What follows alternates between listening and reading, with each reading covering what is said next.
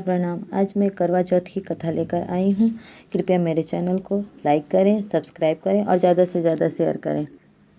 कार्तिक कृष्ण पक्ष की चतुर्थी को करवा चौथ कहते हैं। इसमें गणेश जी का पूजन करके उन्हें पूजन दान से प्रसन्न किया जाता है। इसमें मिट्टी के करवे में गेहूं भर के उसके ऊपर एक ढकने में चीनी भर के पूजन किया जाता है। कथा सुनने के बाद चंद्रोदय में अर्घ्य देकर व्रत खोला जाता है। तो चलिए फिर कथा प्रारंभ करते हैं। मानधाता ने कहा कि इंद्र कीलगिरी पर तप के लिए अर्जुन के चले जाने के बाद द्रौपदी खिन्न मन हो चिंता करने लगी। ओह, अर्जुन ने कठिन कार्य प्रारंभ किया है। इस कार्य में विघ्न डालने वाले शत्रु बहुत हैं। ऐसी चिंता कर द्रौपदी भगवान श्री कृष्ण से विघ्न को हटाने का उपाय पूछी। द्रौपदी ने कहा, हे जगत के नाथ, आप कृपा कर मुझे ऐसा कोई व्रत बतलाएं जिसके करने से सभी विघ्न नष्ट हो जाएं। श्री कृष्ण जी ने कहा, हे महाभागे, पार्वती ने भी भगवान शंकर से इसी प्रकार पूछा था।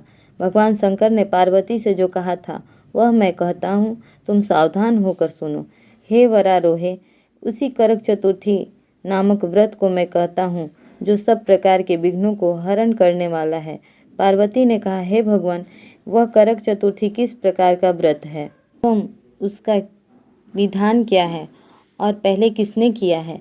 शंकर जी बोले, हे पार्वती, रत्न विभूषित 4 दीवारियों से घिरे, स्वर्ण तथा चांदी के भवनों से भरे, विद्वान पुरुषों से सुसेवित, लोगों को वश में करने वाली, दिव्य स्त्रियों से शोभायमान, जहाँ ध्वनि हो रही है, ऐसे स्वर्ग से भी मनोहर परम रमणीक इंद्रप्रस्थपुर में एक वेद शर्मा नामक ज्ञानी ब्राह्मण रहता था।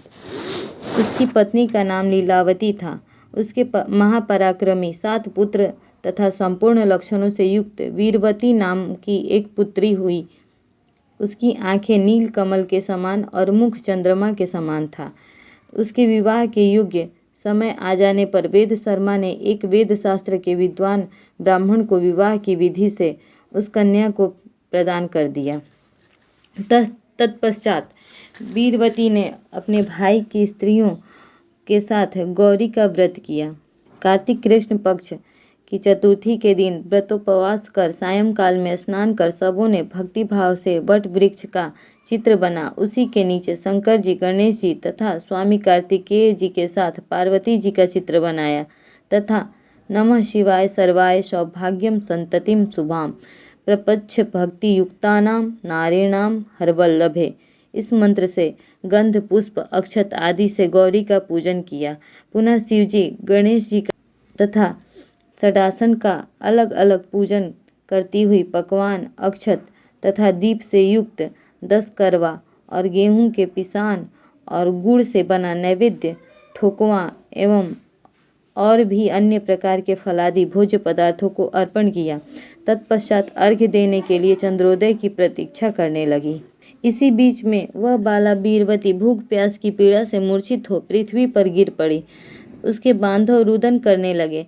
फिर वीरवती का मुख धो पंखे से हवा कर उसको ढाढ़स बंधाया कि चंद्रमा निकलने ही वाले हैं, और उसका भाई चिंता कर एक महान वट वृक्ष पर चढ़ गया।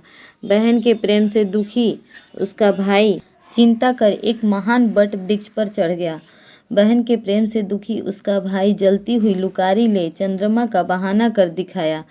वह उसे चंद्रमा का उदय जान दुख को त्याग विधि विधान से अर्घ्य देकर भोजन किया। इस प्रकार व्रत के दूषित होने के कारण उसका पति मर गया।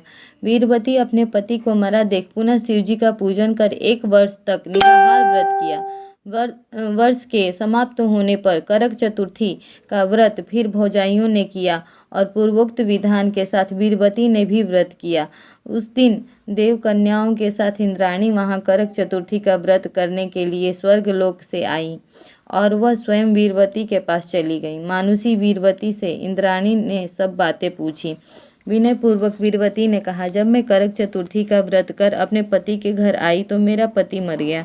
हमें नहीं मालूम कि मेरे किस पाप कर्म का फल मिला है। हे महेश्वरी, हमारे भाग्य से आप यहाँ आ गई हैं, अतः मेरे पति को जीवित कर मेरे ऊपर कृपा कीजिए। इंद्राणी ने कहा, हे सुभगे, गत वर्ष तुमने अपने पिता के घर करक चतुर्थी का व्रत किया था, जिसमें बिना चंद्रमा के उदय हुए ही तुमने व्यर्थ अर्घ्य दे दिया, इसलिए व्रत दूषित हो गया। इसी से तुम्हारा पति मर गया। अब इस समय तुम सावधानी पूर्वक इस करक चतुर्थी का व्रत करो। पश्चात इस व्रत के प्रभाव से मैं तुम्हारे पति को जीवित कर दूंगी। श्री कृष्ण ने कहा, हे द्रौपदी, इंद्राणी के वचन सुन वीरवती ने विधान पूर्वक करक चतुर्थी का व्रत किया।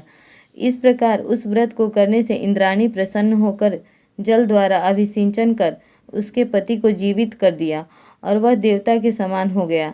उसके बाद वीरवती अपने पति के साथ घर आकर सुखपूर्वक रहने लगी। वीरवती के व्रत के प्रभाव से उसका पति धन धान्य पुत्र तथा आयु को प्राप्त किया।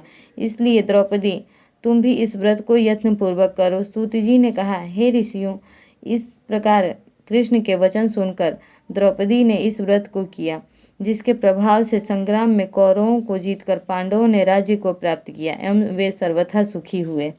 जो सौभाग्यवती स्त्रियां इस करक चतुर्थी का व्रत कर सायंकाल पूर्वोक्त विधि से पूजन करेंगी, वे पुत्र, धन तथा अतुल यश को पाएंगी। करकम क्षीर संपूर्णम तोय पूर्णम अथा अपि वा ददामि रत्न संयुक्तम चीरम जीवतु में पतिः।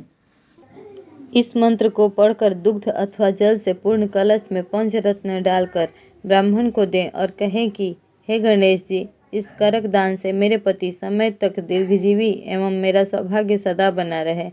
सुहागिन स्त्रियों को भी दें और उनसे भी करावें।